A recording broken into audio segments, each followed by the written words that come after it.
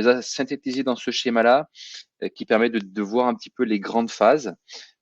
Si on commence par le commencement, finalement, un projet réussi, c'est un projet qui est bien défini en amont, dont on a compris le sens. Donc, le premier élément qui nous paraisse important pour toute organisation, c'est définir le why du projet, définir les objectifs et finalement, en toute transparence, qu'est-ce qu'on veut faire de ce projet et qu'est-ce qu'on veut qu'il apporte à l'organisation. C'est souvent des étapes qui sont ou bâclées ou faites rapidement ou pas assez détaillées et du coup, très souvent, lorsqu'on démarre des projets, on s'aperçoit que on a beaucoup d'interprétations. Voilà, ce projet, il est fait pour réduire les effectifs, pour ça. Et en fait, souvent, c'est pas le cas.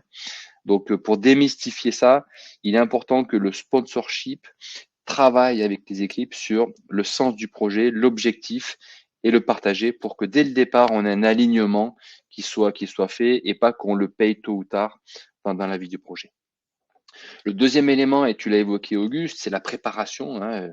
Je paraphraserai Abraham Lincoln qui disait donnez-moi 6 heures pour tailler un arbre, j'en prendrai 4 pour affûter ma hache. Ben, c'est ça, c'est de pouvoir préparer son projet en amont. Nous, on a un triptyque très fort, hein, c'est le people, données, processus. Ben, il faut accompagner les personnes dans ce projet. Donc, dès le départ, impliquer l'ensemble des acteurs. C'est la meilleure manière d'avoir des gens qui sont motivés, présents. Préparer ses données, ça c'est aussi un élément essentiel.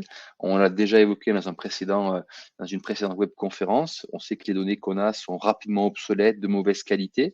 Donc, il faut vraiment dynamiser cette qualité. Et les processus, puisque lorsqu'on en passe un outil, ben encore faut-il connaître ces processus, les avoir documentés. Donc ça, c'est le deuxième terrain pour nous essentiel. Troisième étape clé, c'est choisir la bonne solution. Je vais enfoncer des portes ouvertes, mais ça va mieux en le disant. Vous allez avoir pléthore de solutions sur le marché et tant mieux. Les offreurs logiciels sont importants. Maintenant, toutes les solutions ne sont pas adaptées aux entreprises, au volume, à la taille de l'entreprise, que je m'appelle Total ou une PME. Ben, j'ai pas les mêmes volumétries, j'ai pas les mêmes budgets, j'ai pas les mêmes technologies.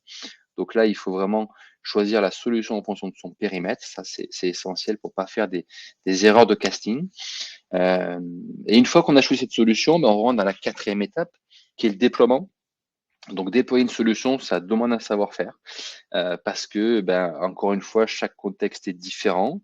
Il faut comprendre les enjeux qui sont propres à l'organisation et adapter sa méthodologie en fonction. On a des projets qui répondent à des dimensions réglementaires. La RSE en est un exemple, des projets qui répondent à des obligations organisationnelles parce qu'on est sur différents sites, on veut partager l'information, on veut être plus efficace dans ces processus. Ben, en fonction de ces enjeux-là, on va adapter une méthodologie qui est le plus adéquate. Voilà, et enfin, le dernier élément est peut-être un des plus importants, c'est accompagner dans la durée. Encore une fois, un projet informatique est avant tout un projet humain.